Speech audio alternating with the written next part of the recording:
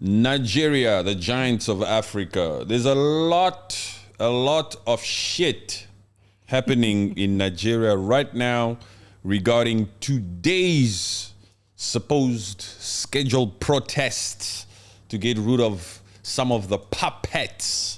Some of the puppets doing. A lot of puppets in Nigeria. You know, when you think puppets, you should actually understand and know that there are more puppets in Nigeria than most of these other countries. Because after all, it's 200 million people there.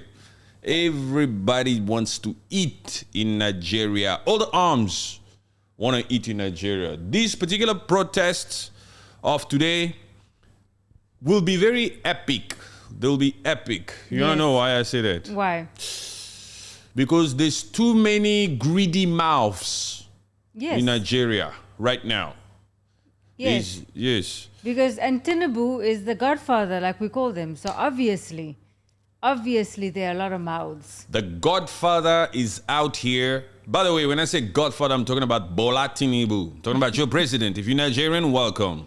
If you're from any other country, know that when I say the godfather, I'm talking about Tinubu. According to me, according to my understanding, and according to many conversations I've had in the past, Tinubu is the godfather of corruption. I call him the godfather. Don't let this little 1 year in power fool you. It's been more than that. He's been the father of corruption for decades. He has. He's worked his way to that title of godfather of corruption. You are talking about a veteran. This is a veteran. If you're gonna talk, you cannot talk corruption without mentioning the name of Monsieur Tinubu. Oh, don't let his persona fool you. That little petite body, the moment it comes there and then he sits like he was sitting in Abuja, sitting there and then just touching his paperwork. Oh, paperwork? Oh, we're going to talk about this, going to discuss this. Major corruption right there. That guy. Yes. Hey. And what is so sad is the fact that he's also the chairperson of ECOWAS. Oh. Shoo. That means he has a control over other countries as well. Oh, that is so sad. He has the say of how the corruption works in the other African countries as well. When we started this, when we started this podcast, we were talking a lot about Kenya. We spoke a lot about other countries, South Africa, the Moroccans I've mentioned, Mauritania, Ghana, Burkina Faso, Mali, and Niger. The only countries in Africa, actually, where we only have true leadership. Where we have good things to say about them. Yes, of course. So Burkina Faso, Mali, and Niger. But I was waiting for the time to come to bring this to Nigeria. Oh, yeah? And yes, of course, because I know them. That side, there's a lot of puppets. Actually, when I say puppets, this is the truth I'm going to tell you now. A lot of the countries in Africa, when we call certain people over there puppets, certain heads of states, they puppets, that's because the puppeteers are in the Western world. Yes. You understand? Yes. Nigeria is so freaking corrupt that it also has puppeteers. You understand what I'm saying? They on another freaking level with this. Yeah. The puppeteers of Nigeria are the ones who also have puppeteers abroad, but they have scaled their stuff up. You know, in that Kenya, there are puppets of the West. Yes, Zakayo, that's clear. Huh? That is clear. Zakayo is a puppet of the West. Yes. No, the godfather, Tinubu, is also the puppet of the West, but there's a lot of layers within Nigeria itself. Wait, this one is a puppet of your puppeteer is a Nigerian. Understand? Your puppeteer is also a Nigerian. You also a puppeteer. Your puppeteer is also a Nigerian. And then the godfather, his puppeteer is the West. Yes. Whereas in some of these other African countries, there are no layers. It's just puppets of the West, puppets of France, puppets of Belgium, puppets of Britain, puppets of UK, and all that kind of thing. Puppets of Italy, puppets of Germany, puppets of all these other nations of the imperialistic. But in our Nigeria, there are levels to this. There are puppet masters within Nigeria. There are levels to this. Yes. Welcome to the show. Hello, Israel. How are you? What's up, my brother? Good evening, comrade. Good evening, ma. More puppets in Nigeria than the rest of Africa put together. For sure. He's right. For sure, for sure, for sure. Got So, that right. these protests are hijacked. How come? They are hijacked. Hijacked by who? Hijacked by the government? Hijacked by the puppets. Hijacked by the so-called powers that be in that Nigeria. In what way? Like they are doing something as in what? I don't see how. In a way to say that people wanted to protest. People want to protest. 1st of August being today, people are going out there to protest according to these particular factors. They want to protest for economic hardship, minimum wages, fuel subsidy removal, public discontent with governance, youth unemployment and under unemployment, police brutality and human rights abuses. These are the things they want to protest against. Right? Yes. But now, for me to say these particular protests are now hijacked, taken away from these people with integrity, from these majority of the people, from these citizens, the puppets, some puppets are now out here from the powers that be, dispatching cash, giving money to other people to say, we don't want to see anybody protest. Oh. There's nothing wrong in our country. Don't protest here. Don't protest because they've put some money in their pockets. Okay. Yes. So they basically bribing some of the citizens or some of the business owners. Yeah, some of the citizens, some of the business owners, some of the Nigerian folks out here are being bribed left, right, and center. They're being given money to sabotage these protests. That's why we're saying these protests of 1st of August are hijacked. Yeah. Yeah, you're talking about Nigeria, man. There are ways to them as well. They've always had the title for a reason, the title of corruption. They've always had that title for a reason. Yeah, so yeah. there's layers to this. There's brains to this. There's people who do this and that. Okay, because you know why? Because they are shit scared. The Yes. government is shit scared. They think that these protests could eventually lead to a possible coup.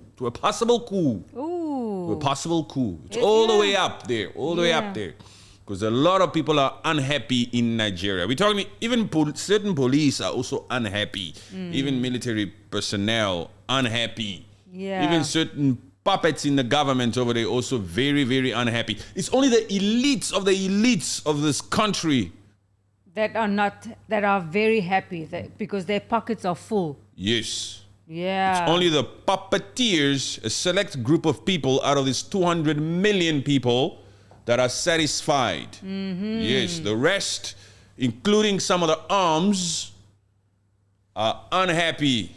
So they are so shit scared, they think that these particular protests could lead all the way up to like a coup. Yeah, because I think that the Gen Zs, they are wanting this protest to go on for weeks. They are planning. It's not just 1st of August as in one day. It's gonna continue. Hell no. Yeah. Hell no. And it's gonna pick up momentum. Of course. But you know what? We have to do the needful first. Before we go deep into all of these types of stuff, we got paperwork in front of us. Some of the stuff we've touched on before. But the purpose of this stream is to have people on here so that we can talk, interact, drop your comment. Perhaps you know something we don't know. Yes. Let's discuss it, let's flow, let's see how it goes. Tinubu is a sophisticated puppeteer who is puppeteering other lower puppets who are puppeteering other lower puppets. I told you. Yes. Well said, my brother. The puppet himself is the sophisticated puppet above all puppets. Yes. His name, Tinubu, the godfather, his name is the name above all puppets. He is the puppeteer. And he has sophisticatedly made levels and levels and levels to this. You understand, huh? Yes, for sure. They are afraid that it will lead to the dismemberment of Nigeria. Yeah. Yeah. There's been some there's new things happening there. Yeah, they're discovering new things about Nigeria that I think the world is discovering new things about Nigeria that Nigeria didn't want to get out. They wanted to keep it within themselves. Of course. Yeah. You're talking about secrets here. Of course. You're talking about booklets. You're talking about archive. You're talking about systems that are created years back that these puppets are still profiting from. Yeah. They're still benefiting from. That particular refinery in Malta was established in 2015. That was years before the Godfather became the president. You understand? Yeah. Obasanjo is even a greater puppet. Yes, Obasanjo is also a greater puppet. Please tell us more about this Obasanjo. I've heard a lot about him, but I have yet to do my deep dive on him. Yeah, I've also heard this name, but I haven't. Obasanjo is big. More greater than Tinubu. Yeah. Really? Yeah, we're talking about Nigeria, by the way, huh? Let's not get it twisted here. Yeah. Huh? Let's just put all this stuff aside for a second. Let's put the 1st of August aside for a second. Let's remove all these points that they're talking about: economic hardship, minimum wage issues, fuel subsidy removal, public discontent, youth unemployment, police brutality, and human rights abuse. Let's put all these points aside for a second and just remember the narrative. Let's remember the narrative. What is the narrative when it comes to Nigeria? Let's forget the last couple of protests that happened in Kenya and Uganda. Okay. Let's just go back to the way the narrative has always been. What Nigeria has put it out there for us to know. I don't necessarily want to say what Nigeria has put out there, but what we've grown up to know. What we've grown up to just be told. Let's say to be told, because it's all allegedly, right? Yes, of course. Let's bring it back to somebody called Hush Papi also. Remember, just everything. Let's just try to keep it up there. Yes. If the allegations, if the rumors, if this particular PR, if this particular perception Yes. that we've always been told, that has always been exposed to us was true, that a lot of corruption and these Yahoo boys Those little things. and all these ladies in the Western world saying, no, he said he's a prince. Yeah. He's a prince. He said he wants to marry me. Yes. Yeah. Let's just go back to all of that for a second. Oh my gosh. You understand, huh? Did you think about the levels that they could have gone to just to get that? That's the level the small boys go to. Yes. Those are small boys. Even the small little Yahoo boys, those are the levels they are able to convinced to do it. Yes. They have a reputation. So we now we in conversations or discussions of talking about the Godfather. Oh, what could he do? Yes, the father of the nation. Yes. The father of all those boys. With access to everything he wants. And he simultaneously chairs the ECOWAS. Wow. It can make you think. Yeah, so that's what I'm saying. Let's just go back there. Now we're back there, right? Yes, we are Isn't there. isn't it befitting that since we know that about Nigeria, Nigerians, my brothers, I love you guys very much. Some of my best friends are Nigerians. Yes. Yes. I love Nigerians. I don't have an issue with any Nigerian. Disclaimer, by the way, my guy. I love you now. Yesterday we had some jollof rice here. Oh, yes. Yes, with some pepper soup. Ooh, Remember? Yes, because we said it, and our friend, he saw our podcast and he said, the next day, knock on the door. Dun, dun. Jollof rice and pepper soup. Yes, Hey. we had it. So that's a disclaimer right there. Let's not get it twisted here. This is an authentic podcast. We are real with our views and our opinions. We say it like it is. Yes. We call it spade a spade. We love Nigerians, yes. But if it's true, what we've always known about Nigerians and these speculations or whatever, then it's only befitting that even these particular protests would be hijacked. Of course. They would find a way. Yes. The way I thought you were trying to say was before that they were hijacking in a way of making it impossible for them to do the protest because they had to fill out paperwork. They had to say what time they're going to protest from, the route that they're going to protest from. So I thought in that way that you were talking about. It's in similar ways, not necessarily like that in those formalities, but it's in the exact same way of they don't want these protests to happen. Yes. Because they believe that these protests are about to lead to a potential coup. So they'll do everything in their utmost power to make sure that they disrupt these particular protests. But also engaging a group of people that would also be out there to protest against the protesters. Okay. We are here to protest against the ones that are here to protest. To say that there's nothing wrong with the government. Yes, we are happy. They're fixing things now. Why Yeah. you? But they'll drive narratives. Why you want to drive our country into some shambles? Why you want to create chaos in our country? Yes. You know. You must say Nigeria is not like this. No. Everything is fine. Obasanjo was the past president both in the Nigeria to IMF at a very youth age. So Obasanjo was a president and he was also dealing with that IMF from a very young age. A man who gave away a part of his country to Cameroon to compensate them for participating in the genocide to his own citizens. Oh, Yo, yes, thank you. This story goes deep. Yep. Nigeria, every single person, whenever you speak okay, the conversation I had with Israel before on TikTok, the same way he was talking to me was the same way I was talking to my other guy. Yes. That's the exact same. Every Nigerian person I speak to that's interested in Nigerian politics takes the time to try to emphasize to me that whenever you're dealing with Nigerian politics, my friend, this thing is very hard. It's very complicated. It's very complex. There are very levels. Complicated. Yes. Hey, this one is betraying this one, backstabbing here, backstabbing there, backstabbing here, backstabbing there. How is the country run like that? Oh, Hey. the country is not being run. The country is hijacked by the puppets. The puppets have hijacked not just Nigeria. Most of these puppets out here, they've all hijacked our countries. Yes. Yes, Democratic Republic of Congo is hijacked. For sure. That Felix Tshisekedi who's sitting there as the president is just a puppet. Yeah, he's doing nothing. Even Rwanda is hijacked. Although the Rwandese are here seeing new things being built, their country looks clean. They think they still have it, but no, it's hijacked. A lot of Rwanda is sold to foreign companies and foreign entities and foreign individuals. A lot of that money that's being used to build Rwanda comes from blood minerals of East Democratic Republic of Congo. Yes. Hijacked. The pawns, the citizens, the small people don't know. The small people don't know. Just give them half a bag of rice. They will not protest, okay? Yeah, make the rice cheaper. Tinubu, It's okay. Tinubu will call some puppets around and he will tell them, look, just give them half bags of rice. Give them half bags of rice. It should calm them down. Give them some tomatoes. Yeah, some tomatoes, some onions, some small stuff. It should be enough. It will give us another 4 to 5 years. When was the last protest? 2020 October. And SARS, it gave us 4 years. Just give them some rice, man.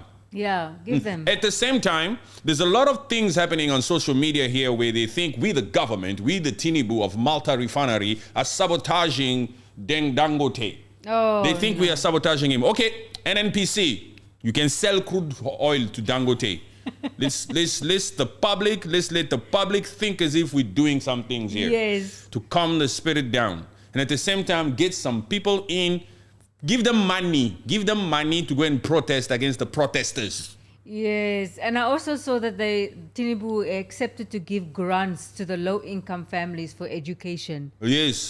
They'll come out here just like Puppet Ruto did to try to calm you down. Yes. Yes. It's not the point, man. You're talking about puppets. These puppets have money, huh? And you Nigerian folks who are getting ready to go out there and protest, who are protesting, you have to take care. Yes. You have to take care because some of these arms, some of these police or law enforcement people or soldiers or whoever they are, they will fire.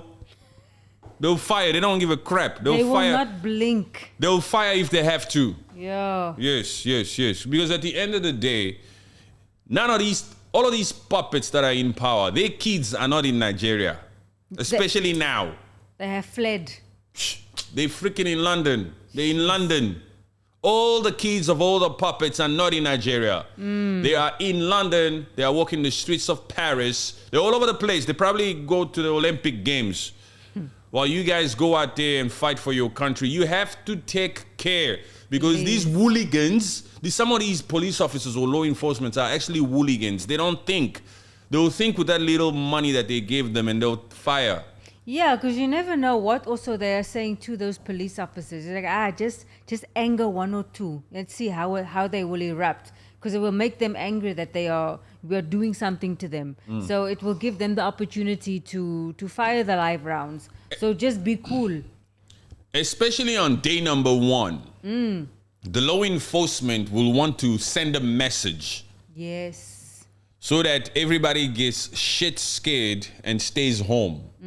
So that they don't feel the need to try to go and protest the second day or third day or second week or third week or fourth week like it happened in Kenya. Like it happened in Uganda. Like it happened in Kenya, it happened for 4 weeks. Past 4 weeks. Now they don't want that. Yes. They don't want that. Okay, say what I believe you want to say. Like they want to show, they're going to show the force that Uganda did by having all of those military people on the streets and just like pulling these people into vans. They're going to do the same thing to scare people off. Yes. That's what I'm saying. They're going to come out here to try to send a message. Yeah. To say, hey, it's tough out there, it's dangerous. They shot some live ammunition over there. We cannot do that. They're going to go state by state to send messages. Yes. Yes, so Nigerians have to take care. You have to be careful out there because these puppets of law enforcement, they've been paid already. They've been motivated.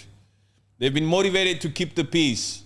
And because there's so many layers to this, because they are afraid that it could lead to some sort of anarchy or whatever, Tinubu is just trying to make sure that it does not lead to a freaking coup. No. We don't want no freaking coup. Because if the rumors are true that if they actually rigged these elections, then whoever believe who won would also want to take advantage of this whole freaking situation to make sure that, hey, look here, take him out there. Let me go in there. Yes. I can fix the situation. Yes, they rigged the elections. You understand? Yeah. There were certain parties also who couldn't register. You understand what I'm saying? So these ones, they just took the elections like this. Such a joke. Parties, they couldn't register because people said no, not him. Disqualify him. People don't have the time to look at the law, a lot of the people. And once the inaugurations starts to happen, they give up. Oh, man. What's the fight about now? Same thing that's happening in South Africa. MK said, hey, we want you to recount these votes. We need new elections. This was rigged. They played with the votes. And meantime, Cyril Ramaphosa is being inaugurated. Heads of states are flying in. All that kind of thing. They're thinking, man, we're not going to redo all this. Which judge is going to come out here and call these elections off or dismiss this particular election results? He'd be taken out, man. Nobody. He would be taken out. That particular judge. If anybody comes here to try to say, hey, null and void. Because we have proof, we have evidence here that these particular elections were rigged. Nonsense, man. Tinubu is a little puppet compared to Obasanjo. Obasanjo. I need to go in on that Obasanjo. I need to see this Obasanjo because I'm getting a No, I know idea. him. I know his face, but I just need to go in deep into him. He just does his things silently. That Obasanjo. He's a smart one. You stay in the back. He doesn't go for the limelight. From the back end. That's where the true top dogs are. Top dogs operate from the back. Yeah, because this Tinubu, he put himself the head of ECOWAS. He put a spotlight on him. EndSARS was a mock protest and we've learned from it. We cannot afford to lose it this time. Yes, we cannot. But this time is also very dangerous. Because the authorities know that they don't want things to escalate to how those EndSARS were. Yes. Even in that EndSARS, the way they switched off the CCTVs at that Lekki toll gate to conduct the freaking massacre. That is so, oh my gosh. The extent they would go to stay in power, you're playing with a puppet, huh? A puppet doesn't get tired. A puppet is extremely relentless.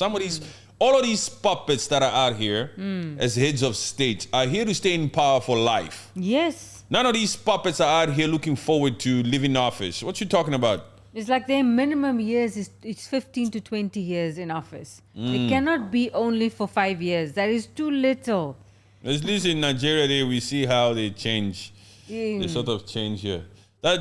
This was the first peaceful transition of power in the Democratic Republic of Congo, from Joseph Kabila to Felix Tshisekedi. Oh, really? Yeah, because Joseph Kabila was there for like 18 years. The son and his father was also there for some time before he was taken out. You know? And before that was Mobutu Sese Seko, who was there for 3 decades. Yeah, go all over Africa. We've touched on all these puppets already before. Go all over Africa. Yeah. That's why they're staying in power like that. That Kagame, see that one. You see the way he's just sitting there. He changed the constitution. I'll change this. You know, even in that Rwanda, he's removed the term limit. Yeah, he's removed it completely. Yeah, he can run. He can keep running. Until whatever. Yes, until, well, how old is he? I think he's around 70 something or maybe close to 80. Yeah, last time No, I not checked- 80. He cannot be slim fit like that at 80. Cannot be moving around like that.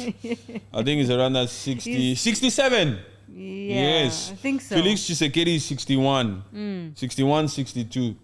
That Paul Kagame is 67, 68.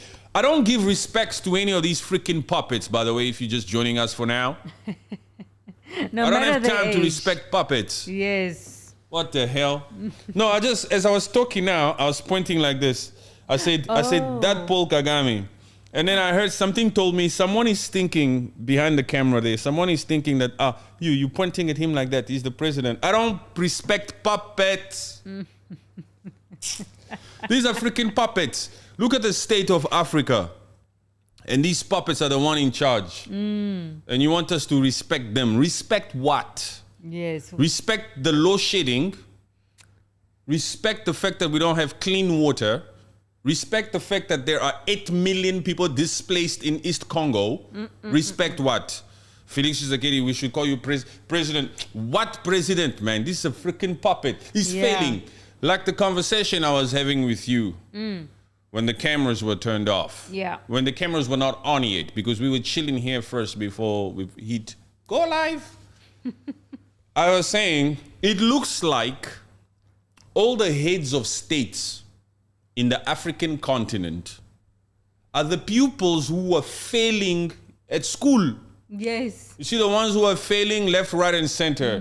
You will repeat grade 10. You will repeat grade 10. You will repeat grade 10. You failed 4 times. We're just going to let you go to grade 11 now. Yes, you are passing. You are going to the next level now because of age. You're too old to be with these ones. That's why you are moving. It's like a conditional passing. You understand how they used to make people pass before? Yes. You are moving. You're going to grade 11 now because you're too old for grade 10. That's why you're going there, okay? It's not because you are academically smart. You're not smart. Yeah. You understand? You're going to reach 21 and you're still going to be in grade 10.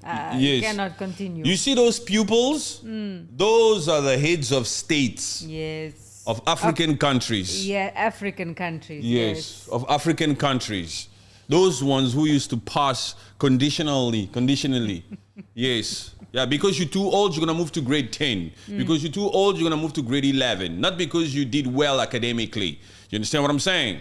Those are the leaders of the African continent. And the ones that passed highest marks and second highest and third highest, those are the ones who lead European nations. Yes. And America. And now, even some of the Asian countries. You understand? Yes. All those China, everyone, even the Arab world. Yes. The ones who are always lost, the lowest grades, are the ones who are the leaders of freaking Africa. I'm telling you, what, do you want to say I'm lying? Oh, it's too harsh? It's not too harsh, man. Man, the proof is in the pudding. It's in the freaking pudding. The African countries are suffering at the hands of these puppets. Yes, because these puppets don't have any backbone. The only pupil that passed, that didn't fail, was Ibrahim Traore. Yes. You understand? We only have an Ibrahim Traore in the entire Africa. We only have an Ibrahim Traore. Yes. The rest are puppets of note. Puppets of note.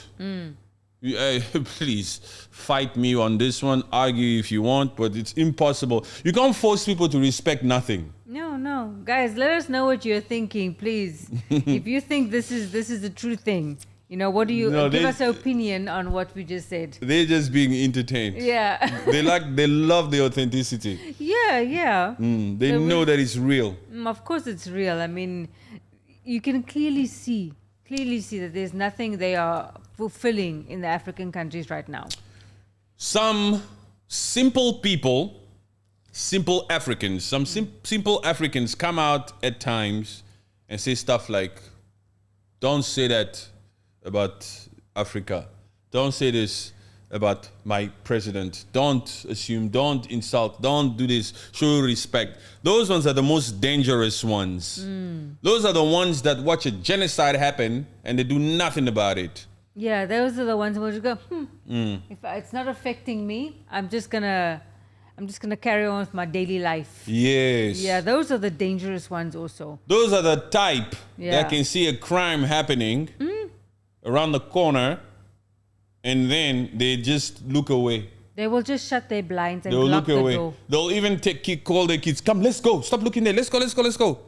Those are the ones. Those ones are not like us who would actually stand there and confront and try to help and say, hey, what you think you're doing to her? Leave her alone. Hey, bro, leave her alone. I said leave her alone. Yes, Those are not, it's true. it's true. The world is filled with these ones who just came to watch on Earth. There's a lot of humans here on this freaking planet who just came to watch. So you just came to watch. You didn't come to partake. Yeah. You must have an opinion. None of those puppies can present their certificate. None of them. Yes, there's no puppet out here who's got a certificate. It's true. None of them. A school certificate. They don't have. Nothing. They just made it. They just made it. Nigeria is a place where no matter how smart and educated you are, the best you can be is a vice to an uneducated president. So true. It is so true. And even that vice president who's educated will soon fall prey to the uneducated corruption. They should be ashamed of themselves, these puppets. Yes. I mean, just look at the state of Africa. From head to toe. They should be so ashamed.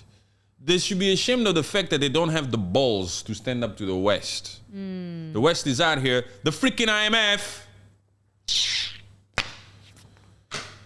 IMF. IMF. You have some news about IMF over there? Hey, the IMF got the hold of. Just take it slowly, take it slowly, take it slowly. You have to Yeah. build the anticipation. You can't just say the headline like that. Oh, okay. The IMF, right? Yeah, the IMF. The same freaking people that... that started off with Kenya.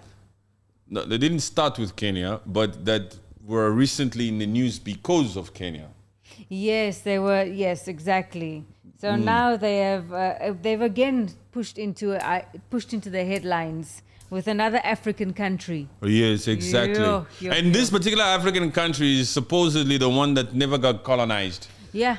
Yeah, you see, birds of a feather flock together. You Yes. see, because their neighbors were colonized, so it rubs off on them also. You, just because you were never colonized doesn't mean we cannot treat you like the people you live with. You understand? Yeah. You don't have any money. It's crazy, man.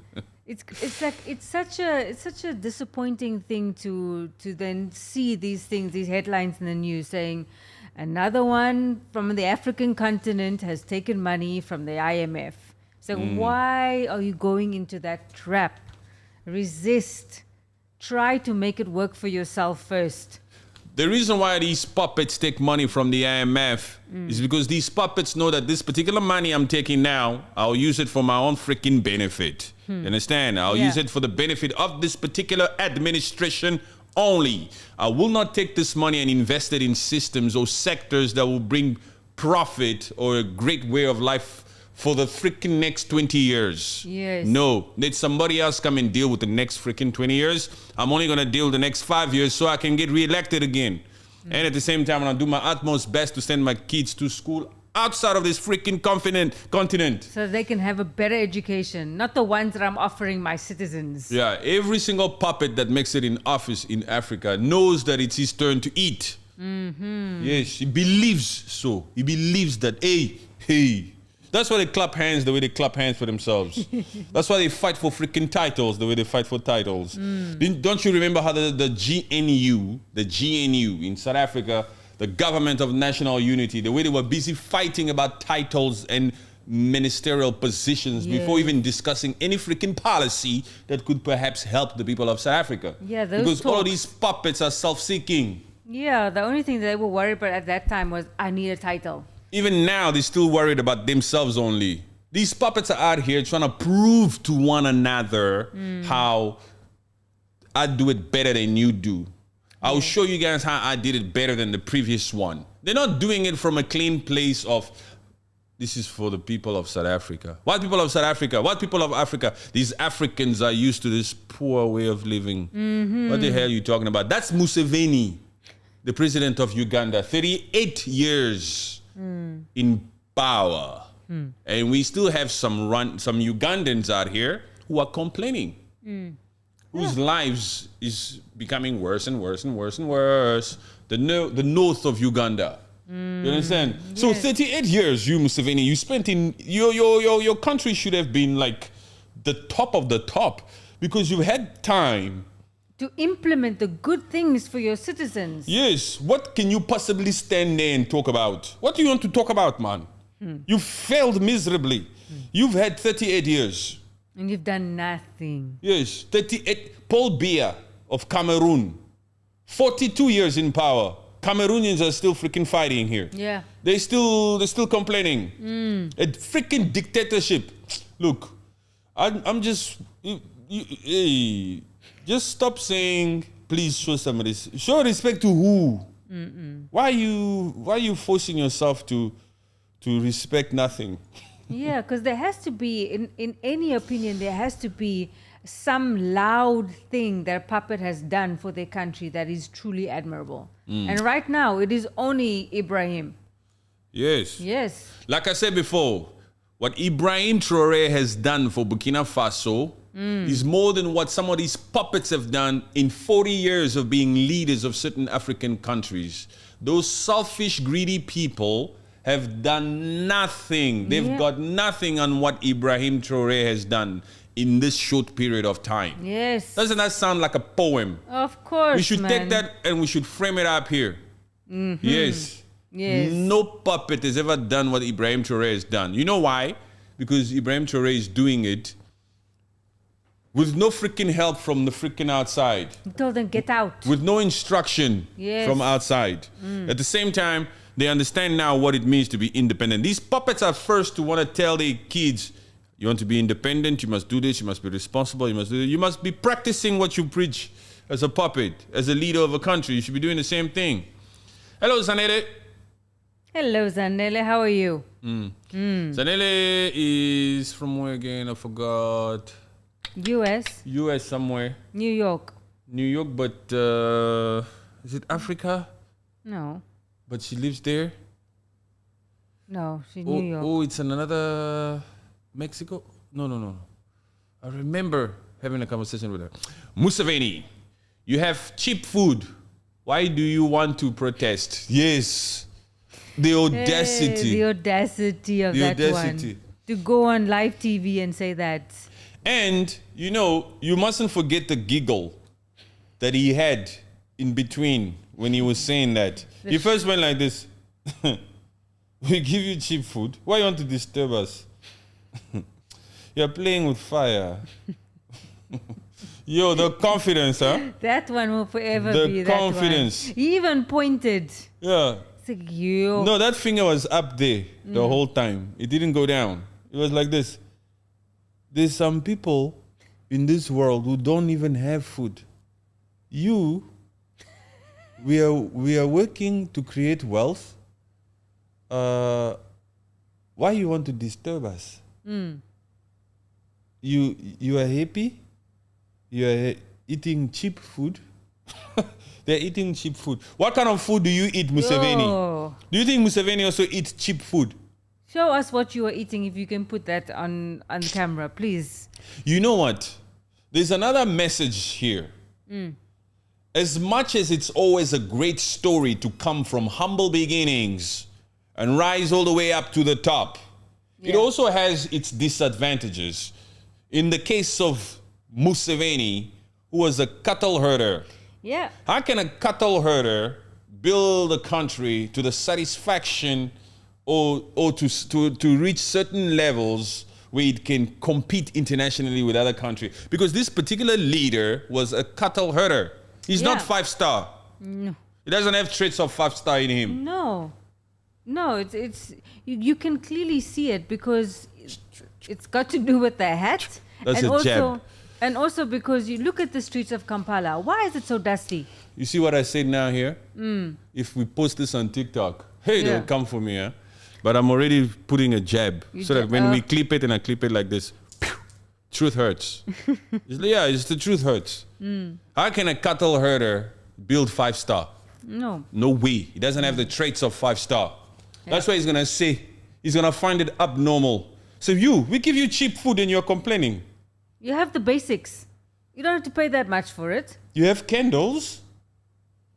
There's a river there. You can go peacefully, beautiful morning. The sun is shining. Go and take some water by the river. Come home, sit. You have your kettles here.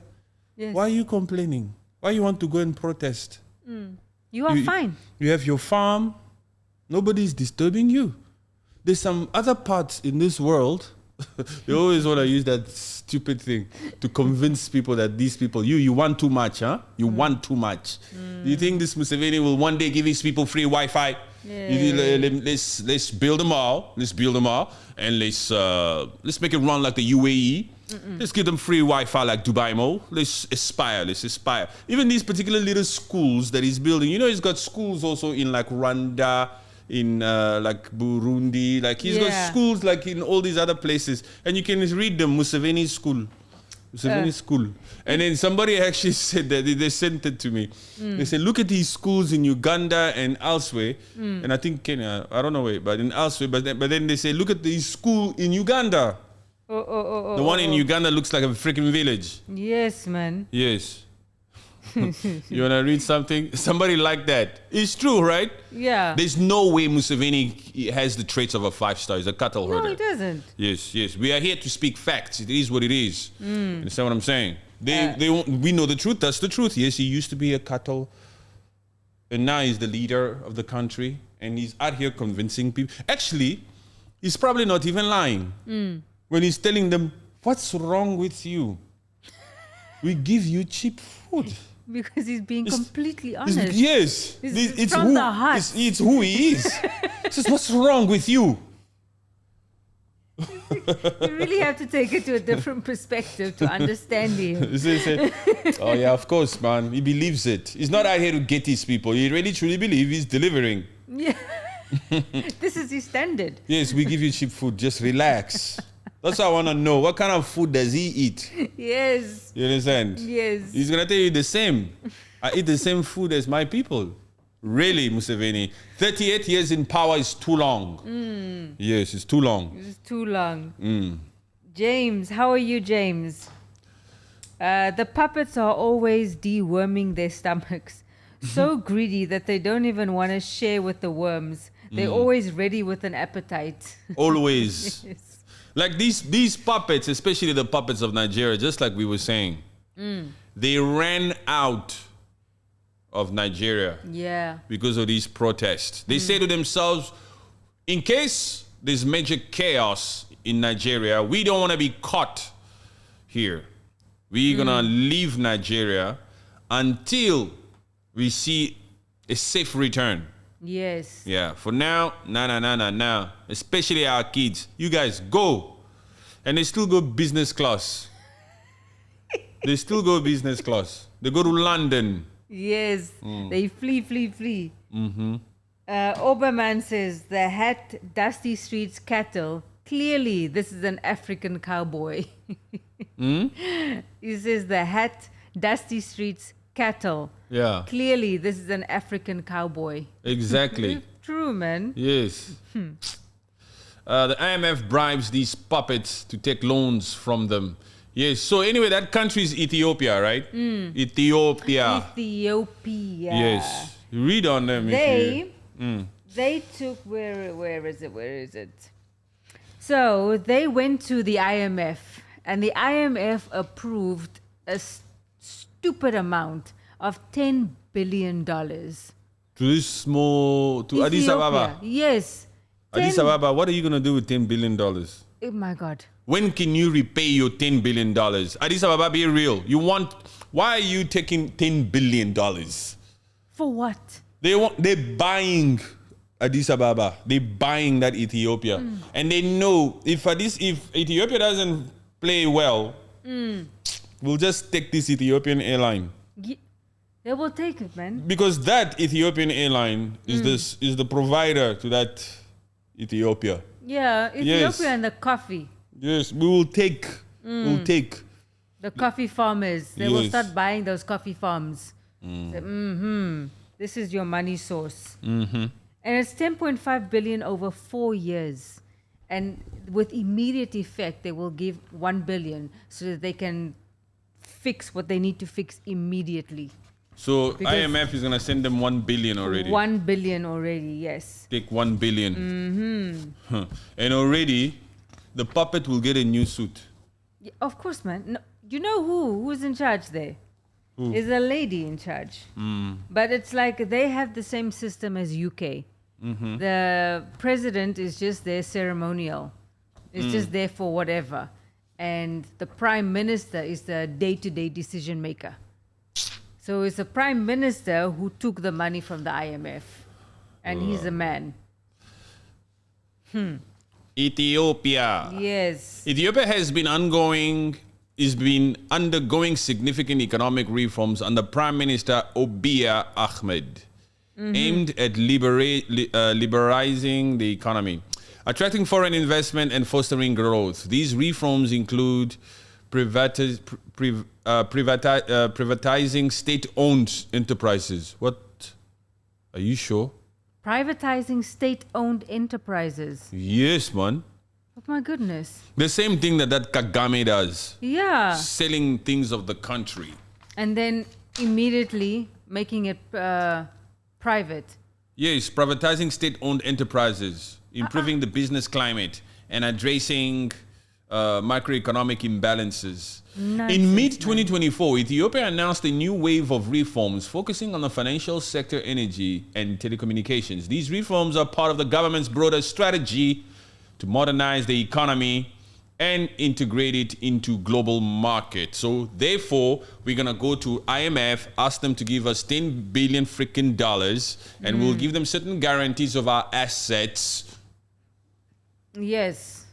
My goodness. And as we know, the IMF is not out here just giving loans, do with this money as you see fit. No, the IMF comes with freaking terms and conditions. We will also advise you on the types of policies that you should implement in your Addis Ababa to ensure that you get this money back. Yes. So in other words, with the new freaking politicians in town, we run this country basically.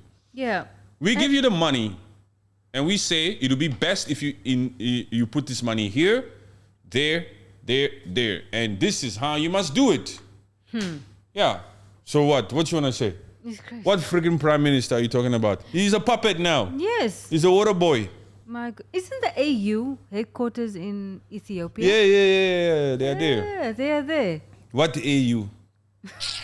Headquarters. Why do they even have a headquarter? Did they even come up with this term headquarter? No, probably not. These African puppets? No. No. They told them. The European Union told them. And you can put your headquarter in Ethiopia. There's a beautiful story there. Yes. They were never colonized, you know? It will make sense that the headquarters is in Ethiopia. Okay?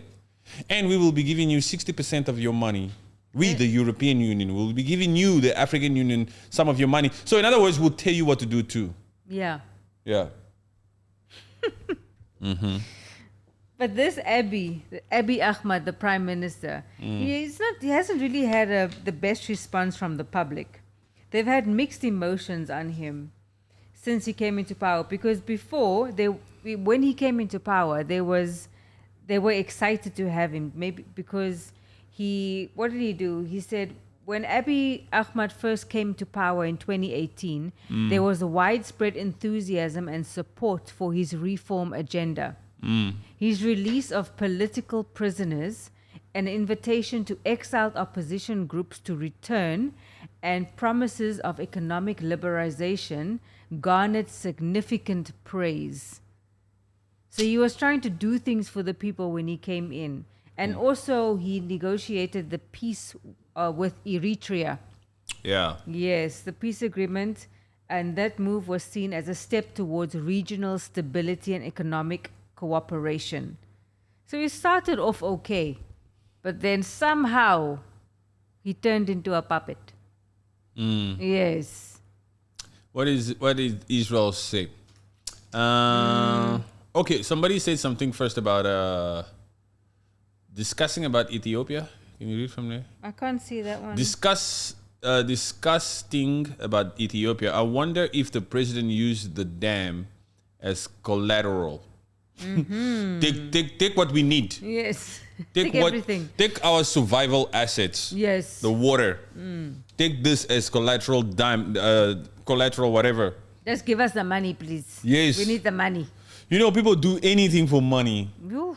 They'll sign. They don't, that's why they don't read the fine print first. The moment you're talking, you see, loans are designed to get you to sign. Yeah. Loans are not given to you for you to be helped.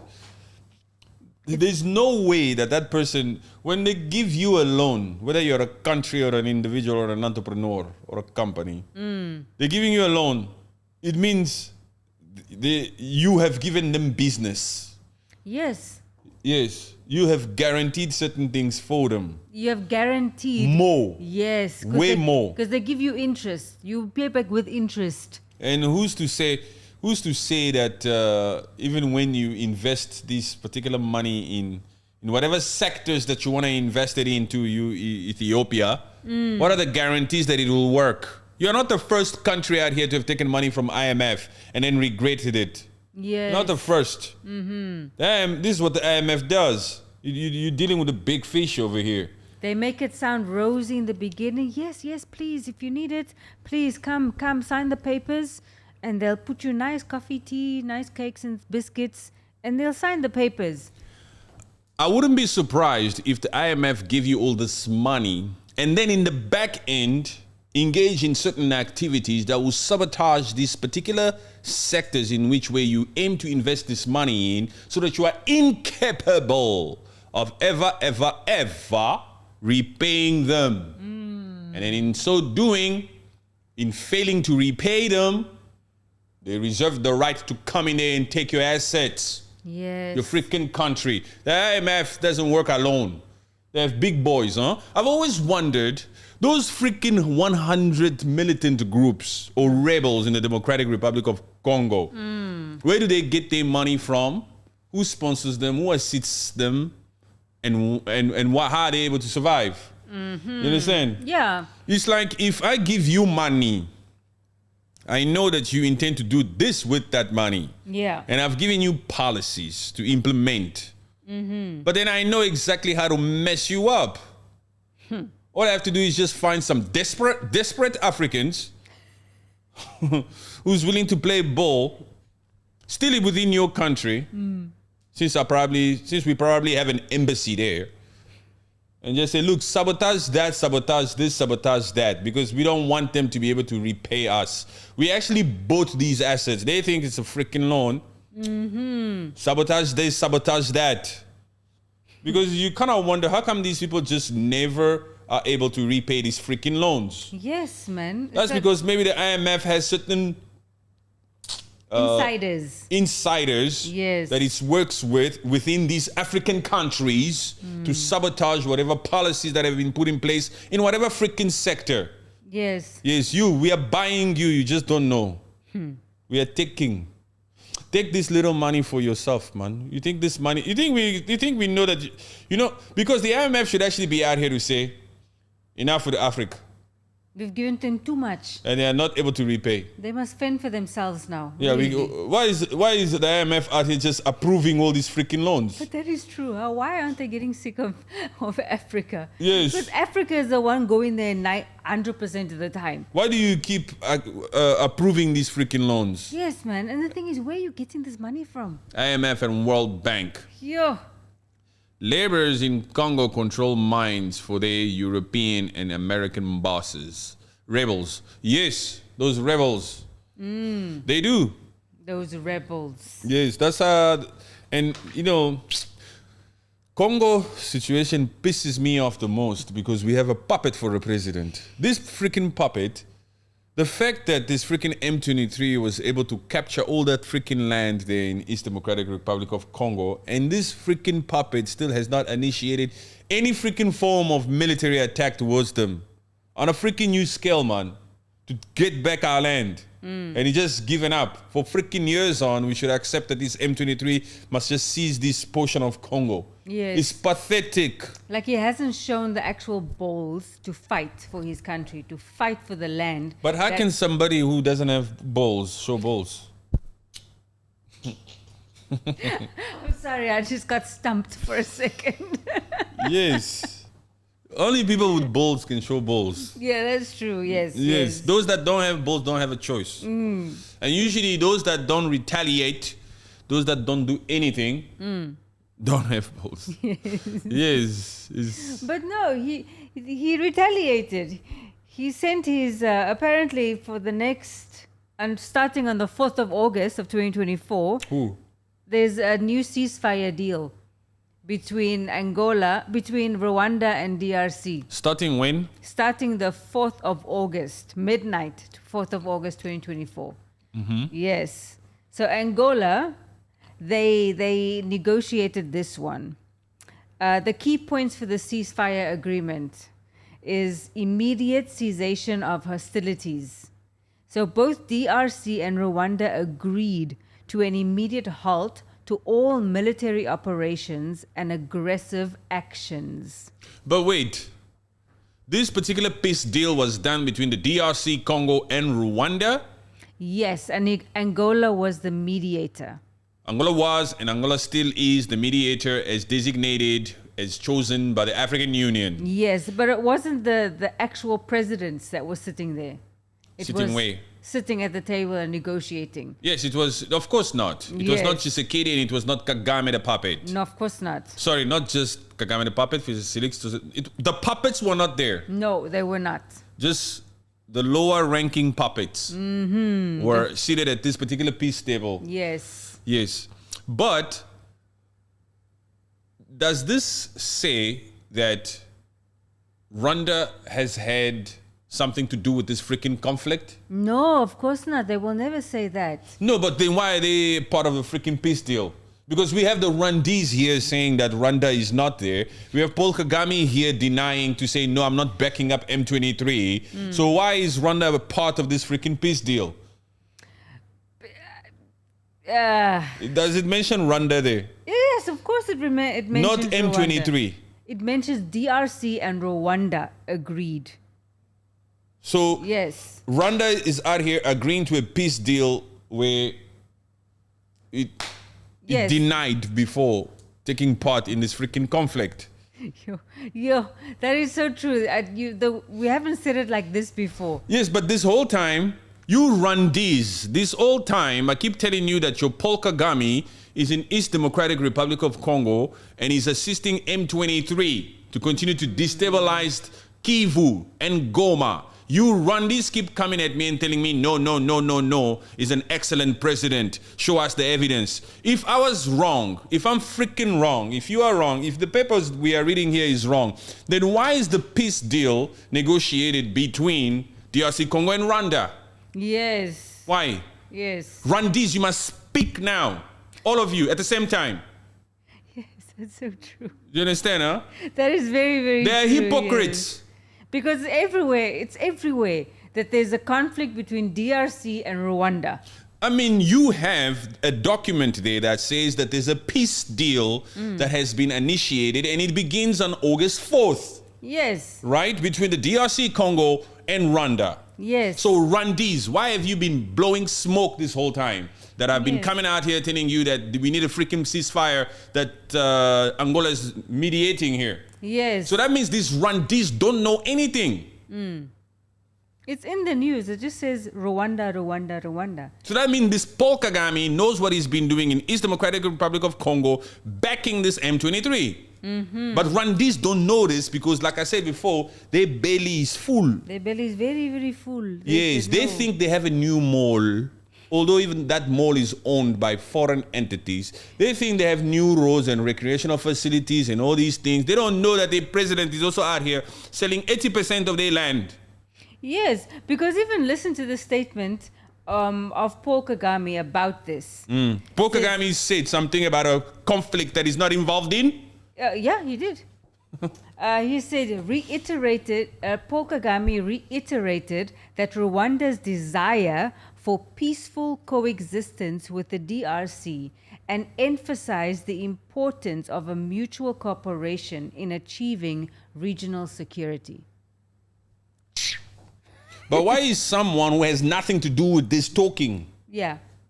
Because on France 24 is denied all this. Yeah. Yeah, they told him, what are the Rwandese troops doing in East Congo? Answer the question. He didn't answer. Why are you backing the M23? No, he's not. No, he's not. Especially these naive Rwandese. Yes. Yes. So now your Excellency has come out here to say, yes, there will be a ceasefire also. He agrees to the ceasefire. Yes. Yeah. So shut up. He's the one telling the M23 to slow down. Yes. So the Rwandese must shut up first. They must. I'm asking you nicely to shut up first. Yes. Go and read all these documents. And if it's true, every single one of you must be in the comment section apologizing to Patrick Rules. Yes. It's true. You have to talk to them like this.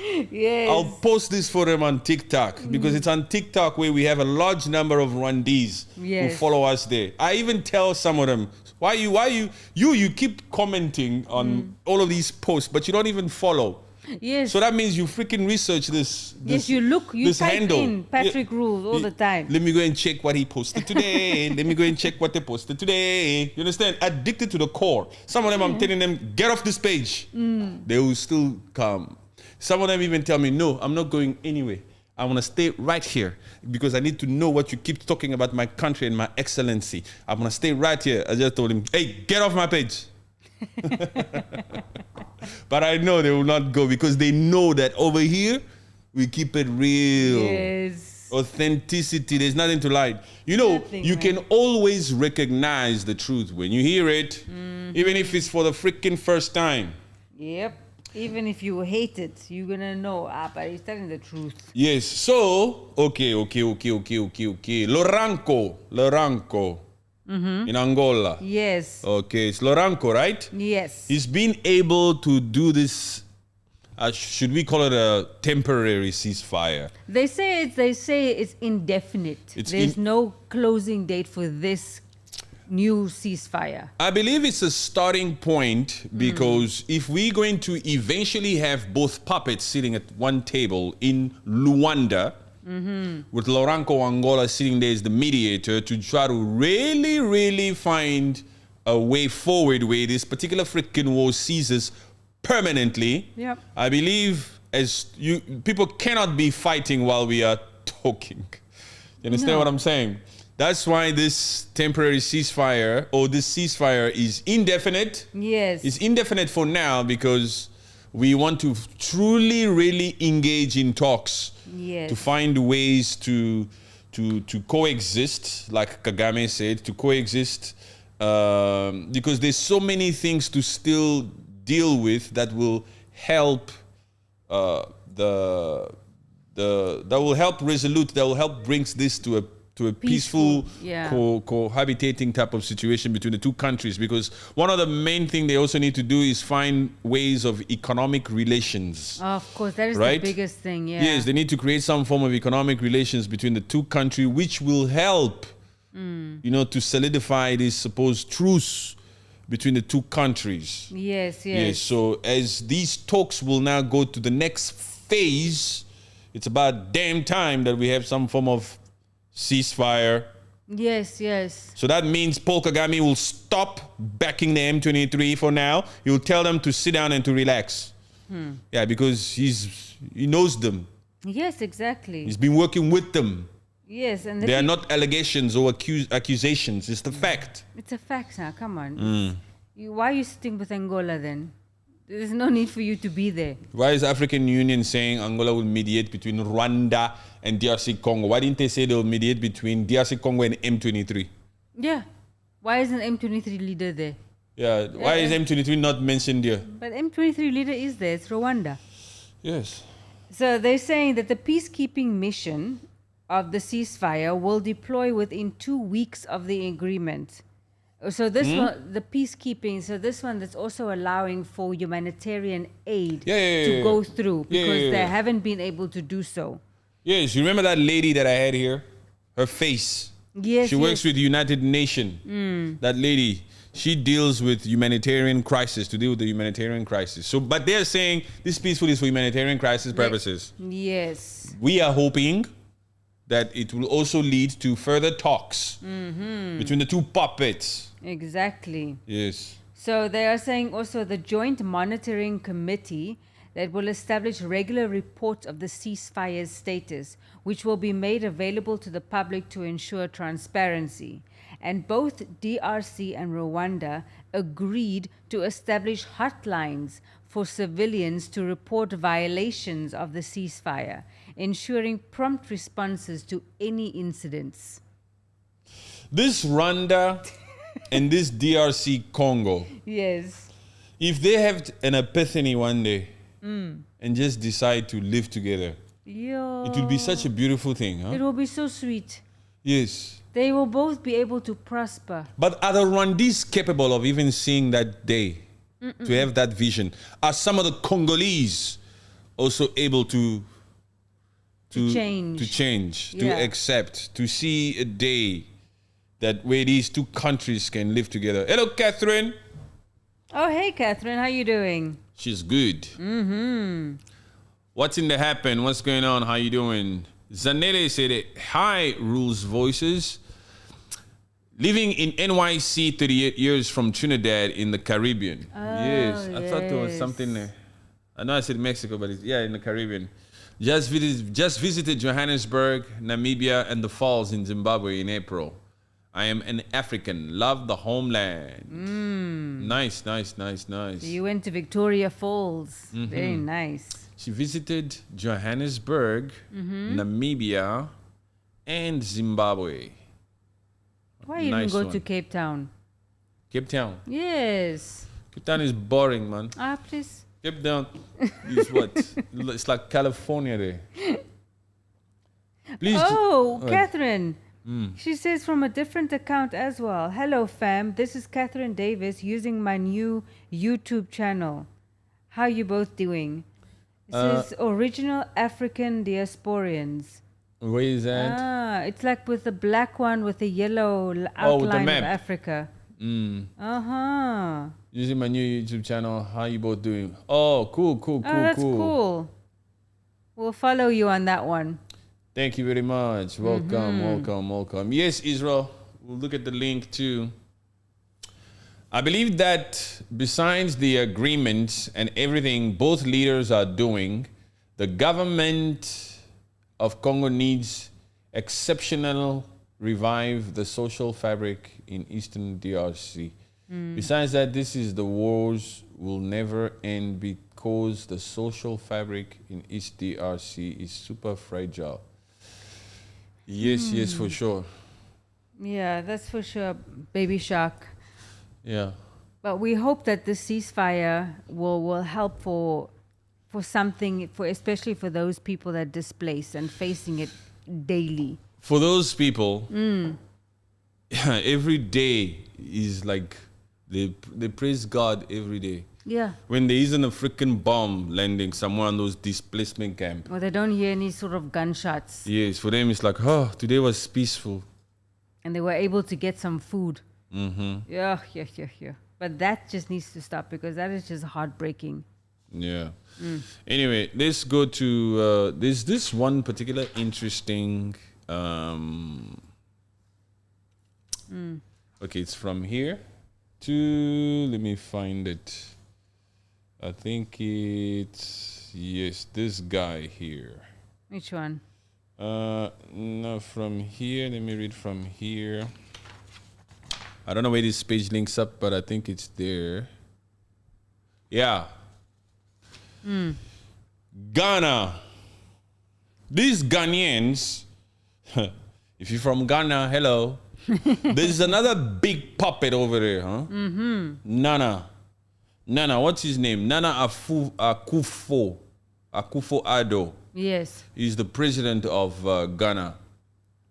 The Ghanaians also want to organize protests. They want to join. Yes, they're supposed to be after Nigeria.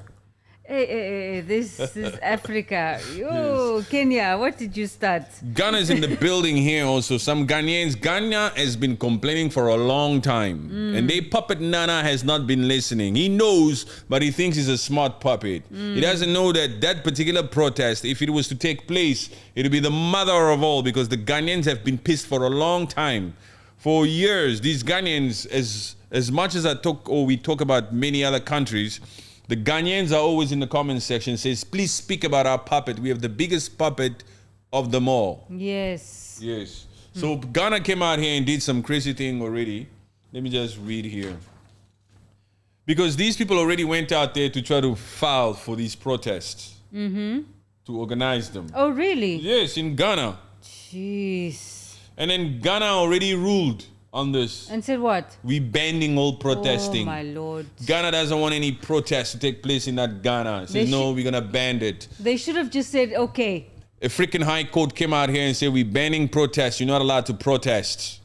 They want to protest because of high cost of living. It's too expensive to live in Ghana. We Ghanaians have been suffering for such a long time. We want to create some protests too. We're going to conduct some protests.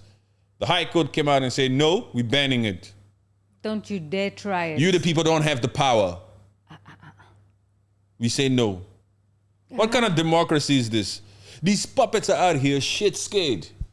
You understand, huh? Yo. Ghana court banning protests against the cost of living contest. Ghana has been experiencing economic hardships with rising inflation, unemployment, and public debt.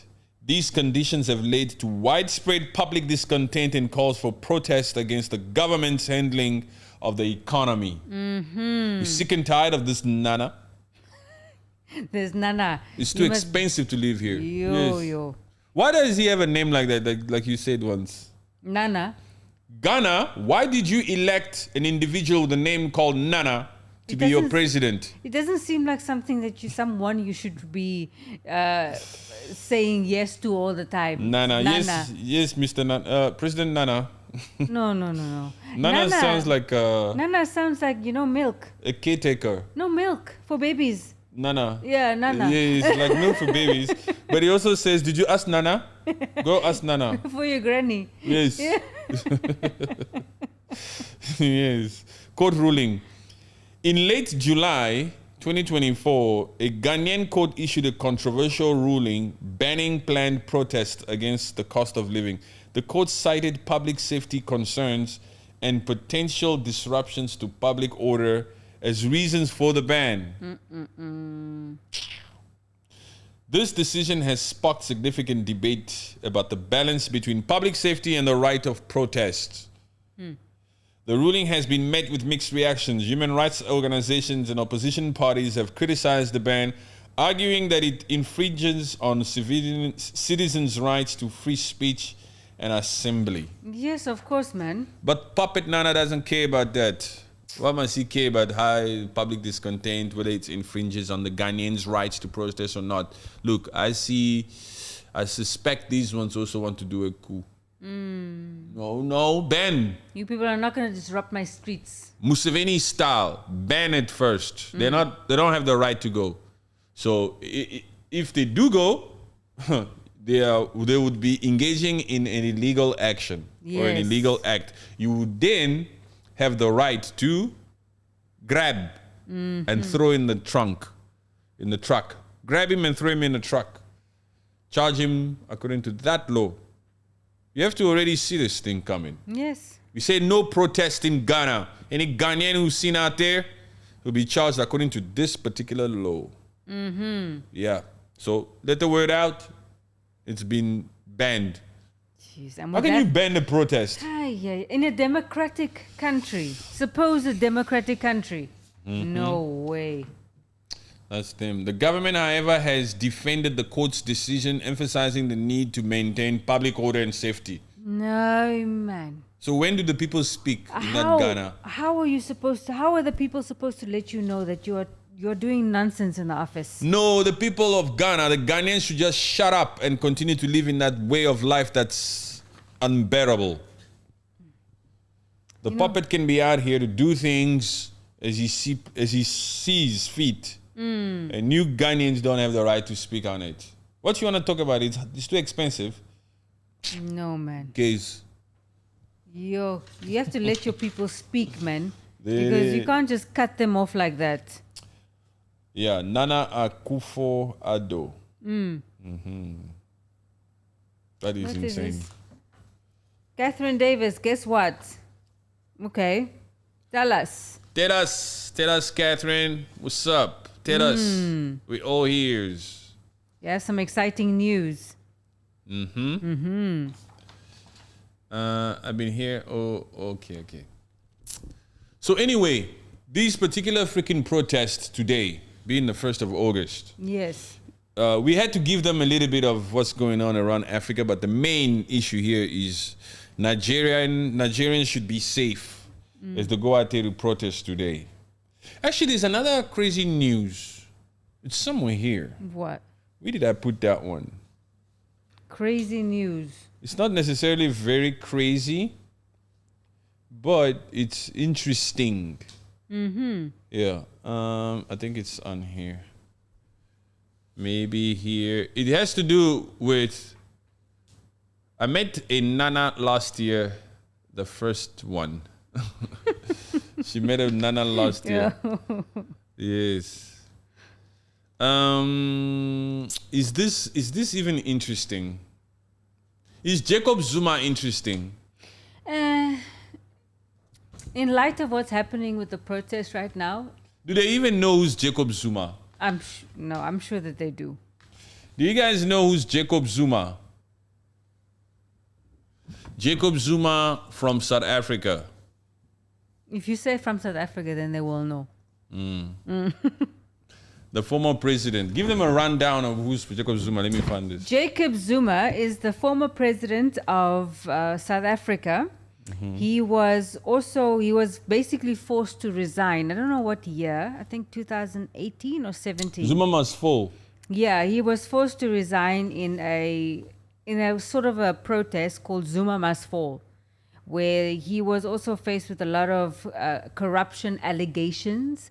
He's yet to stand trial for it, but he was forced out of office. And recently, he started his own election party called MK to run against Cyril Ramaphosa. He's a progressive party. To run against ANC. Yeah. Yes. That's Jacob Zuma. That's Jacob Zuma. Yes, Jacob Zuma. Come on, you know more about Jacob Zuma. What happened to him? He got expelled. Yes, he got expelled. He got forced out of office in 2017 or 18. I'm not sure the year. He has always been a member of the ANC. ANC, who's been the majority party, or the party that has been in majority for the last 30 years in South Africa. Yes. Jacob Zuma served one term, and in his second term, he couldn't complete it because they removed him. Yes. And he's been pissed off about that. According to him, that particular Cyril Ramaphosa, who's the current president now, had stuff to do with it. Created his own party, MK, out of KwaZulu-Natal, Durban. Yes. He's always been an ANC member. But the ANC came out because they've been holding a lot of disciplinary meetings regarding him, and they've decided to expel him. Completely? Yes, he's no longer a member of the ANC. Oh. Yes. Oh, South Africa's shame. ANC expels Jacob Zuma. Jacob Zuma, the former president of South Africa, has been polarizing. He has been a polarizing figure in the country's political landscape. His presidency from 2009 to 2018 was marred by numerous corruption scandals, including the infamous Gupta family saga and the Nklankla homestead controversy. Zuma's influence remained significant within the African National Congress, the ANC, even after his presidency, leading to internal divisions within the party. In early 2024, Yes. early this year, Yes. Jacob Zuma announced the formation of a new political party, the Umkhonto Isizwe. we Military Veterans Association. This move came after increasing tensions within the ANC, where Zuma felt marginalized and disagreed with the current leadership under Cyril Ramaphosa. The formation of the MK party aimed to attract disenchanted ANC members, especially from KwaZulu-Natal, Zuma's stronghold. On July 28, 2024, that's 2 days ago, right? Or 3 days ago? Yeah, about 3 days ago. Yes. The ANC officially expelled Jacob Zuma. Jeez. The decision followed a disciplinary hearing where Zuma was found guilty of prejudicing the integrity or reputation of the organization by acting in collaboration with a registered political party, MK, while still claiming to be an ANC member. ANC Secretary General Fikile Mbalula stated that Zuma's actions significantly contributed to the party's poor performance in the May 29th election. My friend, you're blaming Jacob Zuma on ANC's downfall. Yes. Oh, crap. They're saying you used to be a member of the ANC. And you've been so freaking vocal on the many supposed, according to you, issues that have been happening within the ANC. And it's because of you, Boogeyman, because of you, Jacob Zuma, that we actually lost the elections. Why are you looking for someone to blame? It's your own fault. The people that were in power, in office, it's your own fault. But also, yes, it's their own fault and all that kind of thing. But it is actually true. They lost majority because MK is there. Yes. If MK wasn't there, they would have still been over that 50%. Oh. Of course, man. MK is the third biggest party now Yes. at like 14%. ANC had 40% in these elections. If MK didn't exist, ANC would have had that because all these other parties did not really increase by much or decrease by much. Yes. Yes. People would have still voted for ANC and they would have still had that majority. So yes, Jacob Zuma's formation of MK played a part in making sure that the ANC is no longer the majority party. But this is also because he formed that party also because of the internal dispute that existed when he was still there. You people within your organization, within your ANC, you are unfair to this guy. Yes, yes. You removed him from presidency due to allegations. That were never proven. Yeah, allegations. Yes. It was just allegations. Yes, nothing went into court, nothing. There was no court ruling. So at the end of the day, he's right.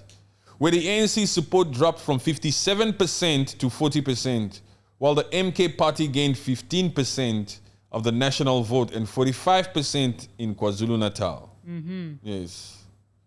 Zuma's expulsion is reminiscing of the 2012 expulsion of Julius Malema, the former ANC Youth League president, who subsequently formed the Economic Freedom Fighters, or EFF. Malema's EFF has since become a significant opposition party. Zuma and Malema have already announced a coalition termed the Progressive Caucus, aimed to challenge the new government of national unity. Okay. Yes. So they are working together, the EFF and MK. Yes. So that is something extremely important. Because Julius has been very vocal, extremely vocal about his dislike for the ANC. Yes, stalwart of the ANC. Yes. So I like the fact that Julius Malema and Jacob Zuma will be out here to form this freaking progressive party. Yes. Because this government of national unity that's full of the DA's policies, and we all know that the DA will come out here and run the show in this GNU. I'm not up for it because we know the policies of the DA. The DA is out here to protect the minorities, the white man. 80% of South Africa's land still belongs in the hand of the white man. And we all know the Oppenheimers, the richest families, like the Ruperts and the Oppenheimers, the richest family of South Africa, they call the shots in the political landscape of South Africa. They've taken Cyril Ramaphosa, who's the president of South Africa right now, and he's actually a puppet for them. Yeah, he's just taking the WhatsApp messages every morning and implementing what he's being told via that. Yes, don't get it twisted. Huh? Don't let South Africa come here and lie to you. South Africa also has a puppet of note. That Cyril Ramaphosa is a puppet for the Oppenheimers and the Rupert's family of Stellenbosch, of the Western Cape. He's a puppet of note. You understand what I'm saying? It's not. They can sit down there and act like they got things going on, and they come out here and they take certain people to the ICJ and try to hide the truth and all this kind of thing, but they're very sneaky. That's a smokescreen. Yes, because we all know that DA and we know what the DA stands for. The DA is not out here it's not a progressive party. So even that GNU, there's nothing progressive about it. The black South African people are the ones that are very, very, very, very naive. And they don't learn at all, these black South Africans. They are very quick to want to say, let's send it back to the hands of those that still have the land. Yes, you understand, huh? Yes, liberation. What liberation? You still have low shading there. What liberation? The land is still in the hands of the Oppenheimers and the Ruperts. Yes. They control Kimberley. In this same supposed 30 years of the ANC run as the majority party, Orania existed. I was just about to say that. The white-only town. How can that group, that ANC party, allow that thing to happen, that Orania to happen? There should have been measures taken for them not to have that stronghold and say, no, we are not taking part in elections at all. Things should be cut off from them. They have their own elections. Yes. They have their own money. They don't answer to the South African government. Nothing at all. These Afrikaners, these white folks have their own town in South Africa, in Northern Cape, next to the Orange River. That town was established in 1991. 3 years before the ushering in of the democratic elections of Nelson Mandela. And that Nelson Mandela left prison in 1991. Yes. So it was a condition. The British said, okay, Madiba, we're going to let you out. But as we let you out, we know that it's going to be a democratic country now. We're going to work to hold democratic elections. But in the meantime, we cannot be sleeping on this. We're going to create a town, a white-only town. And its aim will be to preserve the culture of Afrikaners. Yes. Put them in that Northern Cape, next to that Orange River. Yes, and this particular town will act like it will have its own autonomy. It's crazy. Yeah, it will stand alone, it will use its own currency. They keep the South African rand currency somewhere hidden in the bank somewhere, so that discourages theft, because that aura currency in Orania you cannot use it anywhere else. So you can only use it in Orania. In Orania. Yes. And the value is 1-1 to the rand. Exactly. To the South African rand. Yes. I like what Julius Malema had to say about Orania one of these recently. He said we're going to do our best. I think they're conducting some event in that Kimberley. Because Kimberley is where all these mines are. Where all these Oppenheimers. You know De Beer? The diamond? The diamond people? Yes. So they're conducting certain events over there. And their aim is to dismantle that Orania one day. Yes, man. That thing is sickening. Even the fact that you have to fill in the application form and there's a checkbox. Are you white? There's a town in South Africa where only white people can stay. If you are black, you're not allowed to stay in Orania, okay? Let's put it in simple English for you guys to understand. I'm going to repeat it again because I don't think you heard it. It went, whoo! There's a town in South Africa where only white people can stay. Black people are not allowed to stay there. The same South Africa that's singing songs here about ICJ, we're going to take Israel to ICJ, this, that. Although that's a great cause and they had to do that because whatever. Who knows if they did it just to get popularity. But the fact here is, since 1991, they've allowed this particular white and only town to exist. Sickening. Yeah. So what the hell are we doing here, man? What the hell are we doing here? How can you call yourself a rainbow nation and this exists still? They need to cancel this town. Yes, and you cannot stay there because there are certain aces that you need to pass first before you can reside in Orania. You must speak Afrikaans. You must be white, man. There's no English there. To put it in pure language, if you are black, you cannot stay there. Any person of color. Yes. Nothing. Only white people can stay in Orania. Yes. In that South Africa. In Northern Cape next to the Orange River. Put them next to that river. They like the water. Yes. They can go camping and fishing there. Yeah, don't bother them. Yeah, in South Africa. So what? Let's just fake it. Let's just fake it. If we ignore it, people won't remember that it's there. Yeah, let's just fake it. Hey, black people, what? Aren't you happy with the whole of South Africa? Can't they just have that? Just don't go on that road. There's no need for you to pass by that road. But for me, who the hell gave them the right? Even now, who's this president? Who's the government? What is Cyril Ramaphosa? Come out here and speak about Orania. How come you've never given a press conference, especially as of late, since on social media, especially in the last couple of months, everybody's been talking about Orania. Yes. Hey, you mainstream media or you reporters out there, you're not doing your job. The next time Cyril Ramaphosa is out there talking about I don't care what, ask him about Orania. Yeah, the next time he has a press conference or something, he speaks to the press, the media, ask him about Rwanda or Orania. Yes, and what is his stance, what is his view, what's his opinion on Orania? Don't stand there and ask stupid questions, huh? Don't ask funny questions here.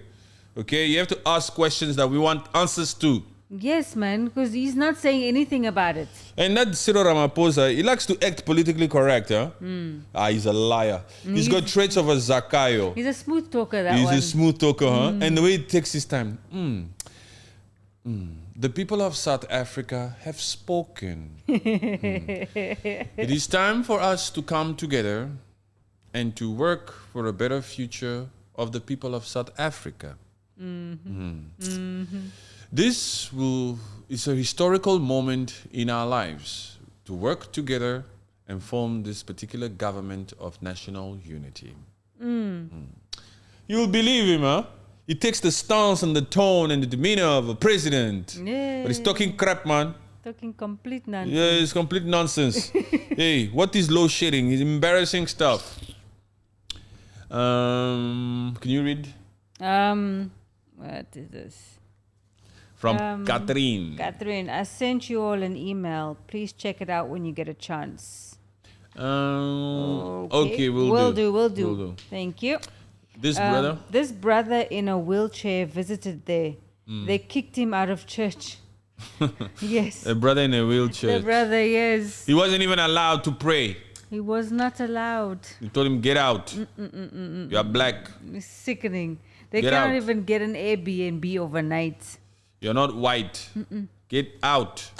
This is Orania. This is only to preserve the culture of Africana with his British voice. Yes, I remember, yeah. Oh, the British guy kicked him out. Yeah, he was the wheelchair guy. Who did they kick out? The British guy was in a wheelchair. He was in Orania. He was white. No, he's black. Oh, he was black. Yes. Oh, okay. No, when you said British, I was thinking white guy. Oh. I wasn't thinking a black British guy. So this black guy, forget the British part. This black guy was on a wheelchair, went to go pray in Orania in a particular church, and they kicked him out. Yes, they said, no. They say, our God does not recognize this skin of yours here. You have to leave, sir. No, the pastors came out there. They were very angry. Basically. Who was angry? The pastor. Angry at him. Yeah, I said, no. How dare you come and mix with the pure souls here? And they come in with those khaki pants and khaki shorts. You have to leave, sir. You're getting ready to praise God. You are not welcome. It's nasty. Look, you know, we in 2024 now, right? In 2024, we cannot be talking in codes. No. We have to speak the truth the way that it is. We just need to find a way to be sensitive to the ear, but it's the truth. We have to say the truth when the truth is the truth. Yes, man. Yeah, we are here to speak truth. Time to keep what? Pala pala in the background. What is pala pala? What is pala pala? Pala pala is like blah blah? No, it's So not blah, blah. this particular person ignited to aspire. Yeah. Ignited to aspire. They know the story, huh? Yeah. Oh, yeah, because he's with his British voice. Yes. Yes. He knows the story. Yes. He watched the same video you watched, Yes. which is cool. And what Catherine watched. So we have smart people here, huh? We have people who actually live in this space, who take interest in this space. Because it doesn't matter whether we're talking about Burkina Faso, Mali, or Niger, or Kenya, or Nigeria, or Ghana, or Tanzania. Rwanda. These people know the story. They know what's happening all over the place. Yes. Which is very, very cool. You guys are the community, I believe. While we're at it, please hit the like and subscribe and hit the notification. Yes. Yeah, because these are the people that we do this with. This is the community that we need to grow with. Yes. We want Understand? to grow this community. People like Catherine, people like Israel, and of course Ignite and everyone that's here. Like these people, these are the names. Obi Ahman. These are the names that Zanele. when this channel grows to like freaking 1 million subscribers, We're going to remember. of course, we have to. Of course. We have man. to. We have to. Especially coming up soon. This whole thing will change here. Like we're going to upgrade this to another level. To another level. We're talking different angles too, huh? Yes. We're talking vibes. Yes. Actually, they know that that's where it's headed. Of course. Always up for a change. For improvements. Is the way of life. Yes, you have to. This is why we are fighting for Africa to improve, because we cannot be in the despair all the time, Africa. You cannot be begging IMF all the time. It's going to take honest conversation. Yeah. Sometimes uncomfortable conversations. Yes, to get us to that particular African land or day that we want to get to. Because like I said before, if you're not careful, Jesus Christ will return now. And it will forever be that ever since that existence or that time on earth, Africa was always a third world country. Yeah. We need to see a day where they actually come up Yeah. and things change and you know- before Jesus comes back. Yes.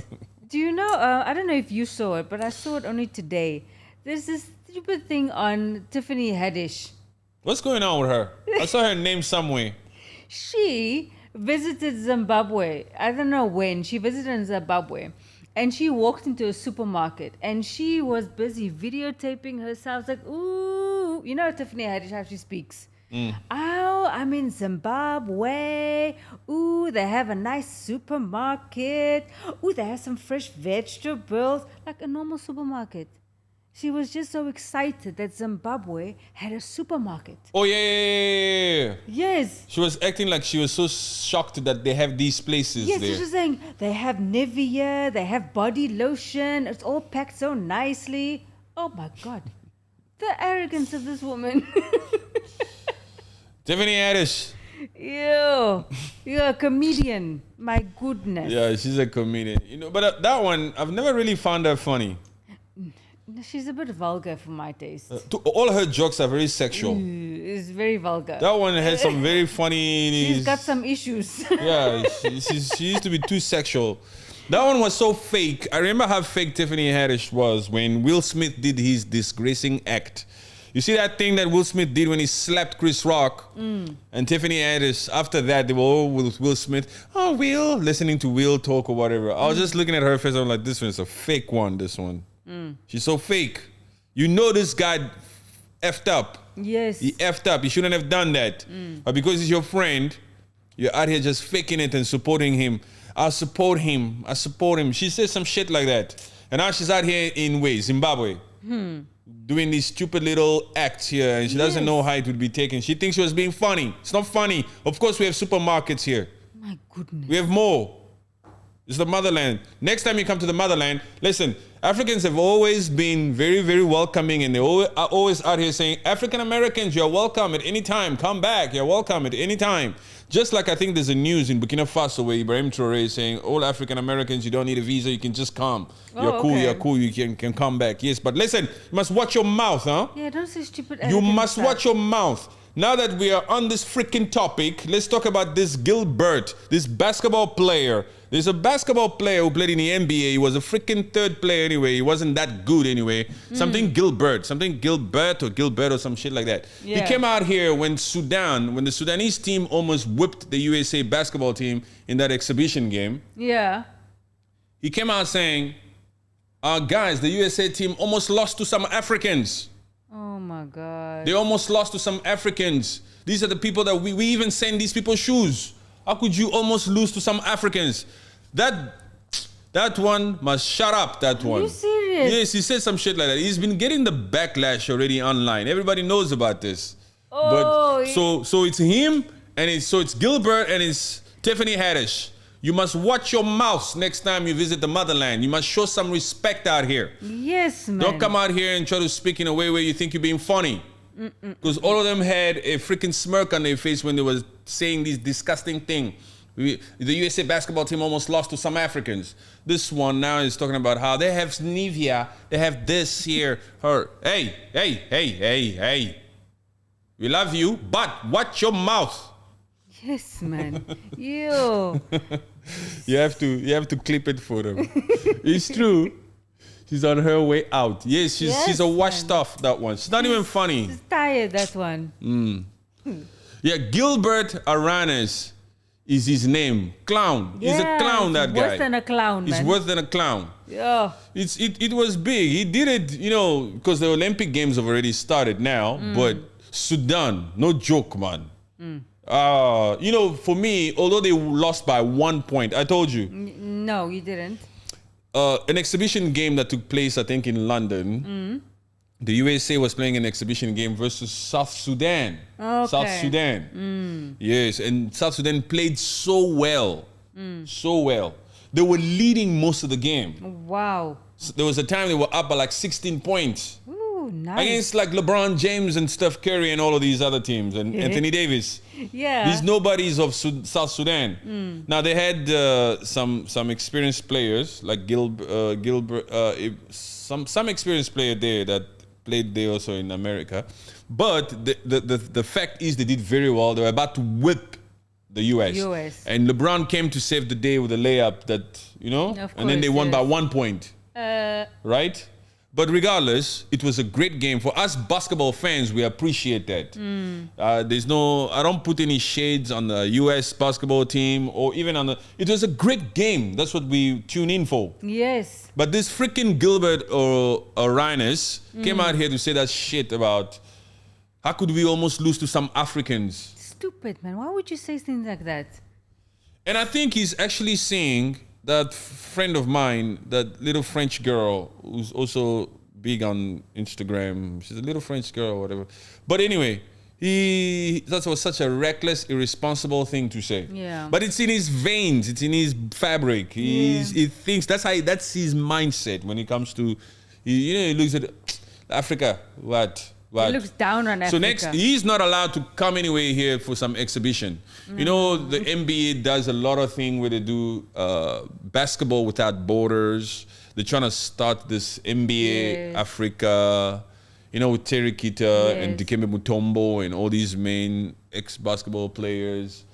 So anyway, he cannot even feature on that level. Yeah. He's not good. Don't sign the shoes, please. Don't sign the shoes. He's already messed it up for himself because it's not just Africans who spoke against him. Even some decent African American people also called him out to tell him, how can you say some shit like this, man? I mean, it's ridiculous. So reckless. Yes. No control over his mouth. Yeah. So it's Gilbert Arenas and Tiffany Haddish. Yeah. Yes. Those two must shut up. Don't ever let us catch you say some shit like that again. Yes. Yeah, man. It's true. Anyway, we'll clip this and we'll tag them. Yes. Yeah. Yeah, they must come the hell down, huh? Yes. What was the other thing? The other thing, now that we're on this cultural level, it's like a cultural thing. These Olympics also, they're messed up with the opening ceremony, huh? France, please. They're little perverts over there in France, huh? Hey. There's some major perverts there in France. That they had to mix this whole freaking LGBT thing. Why? What's with the blue Smurf? With the games. I mean, these are sports. Why do you need to have those type of people? Oh my God, I don't get it. It's mind-boggling how France messed that whole thing up. Thank you, Edwin Brown.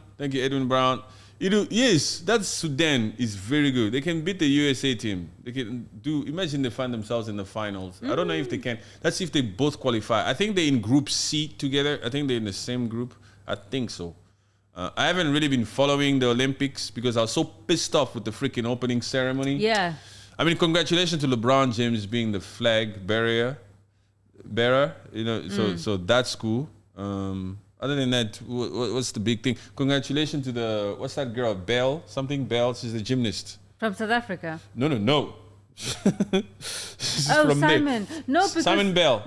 Simone Bell. Yes. They won gold already, huh? Yes, no, there was South African also won gold. Really? Yes, I can't remember which which we need to give her a shout out. I can't think of the name There's a South African now. athlete already who won gold? Yes. An Olympic gold? Yes. Oh my goodness. Oh, let me quick do the Google. That's very cool, man. I forgot the name. Yeah. South African. But yes, that's anyway, this is a little bit of culture talk also here and there. It's not bad. Andrew Tate came out and created a whole protest. He went out to say, what the hell is this? We're supposed to be watching sports. What does sports have to do with any of this stuff? That they're busy showcasing, marking crisis. Simon Bell, yes. Tatiana Smith for breaststroke, 100-meter breaststroke. Breaststroke? Yes. Swimming. How old is she? What age group? Okay, doesn't say. No. But what, Tatiana Smith. She won gold for South Africa. Oh, nice, huh? So, Gayton McKenzie. He's there. He's going to be very happy. Yeah. Gayton McKenzie is the new Minister of Sports and Arts and Culture for South Africa, newly appointed. So he's going to be... remember I told you it would be nice if one of his people wins. Yes. So that's cool. Anyway, Simon Bells. Yes, congratulations to her. She's had some sort of difficulty in her career. I remember she had to drop out because in the last Olympics. Mental health, I think. Yeah, some mental thing, I believe. Edwin Brown would know. But now she did well. She came back and she got the gold. She had to actually drop out. She didn't lose back then. She just dropped out because of something. And she was getting some backlash first as to how could you give up such an opportunity and things like that. Yes, you're doing this for your country. Why couldn't you just fight through it? But she came out stronger. But you can't really try to attack her mindset. So they showed support anyway. But then she came back and they won gold. Yeah. Yeah, so anyway. Congrats to her. That's cool. Anyway, today is the 1st of August. Let's see what will happen in Nigeria. Hopefully there's no casualties. You law enforcement people, keep your guns to yourself. Don't be out there to fire and use live ammunition and all that kind of crap. Take it easy, guys. Take it easy. Nigerians, my people, brothers and sisters, be safe. Please, please. Just watch your emotions and just be 360. Please. She's the best gymnast now. She was molested by gym doctor. Ooh. Oh. Wow. No, wait. 1 second. Okay. She's gonna say something. Yeah, at least she got gold, which is good for her. I'm sure that reboosted her thing. Yeah. Epstein, I believe. What? Epstein? She was molested by Epstein? How did he get there? Isn't he movies? I don't know. Oh my gosh. I hope she's recovered. No, I hope she's recovered in whatever way. I hope she's recovered. I hope her mental health is top notch again. I think so, because I think she also got married in this time. Bell's Epstein essay. Yes. Anywho, Thank you so much, guys, for watching. Thank you, Catherine. Thank you, Edwin Brown. Thank you, everybody else that's still here. Please hit the like. Hit the like if you haven't hit the like yet. She was molested, yes. May God bless her. Yes, May amen. God give her strength. Amen. I believe she's probably, it's something that it's not easy to get over that. It stays with one for life, I think. Yeah, yeah. It's One just something learns how that's- to cope with it, or one learns how to live with it. Yes. She's overcome it and she's moved on. Yes. But thank you very much, guys. Thank you very much. We'll be back tomorrow. Tomorrow we'll be back. Yes, Tomorrow for we'll be sure. back. We'll do another one tomorrow because we need to do a recap on this particular day. Now let's see what will happen in this Nigeria and all over the place. But thank you so much.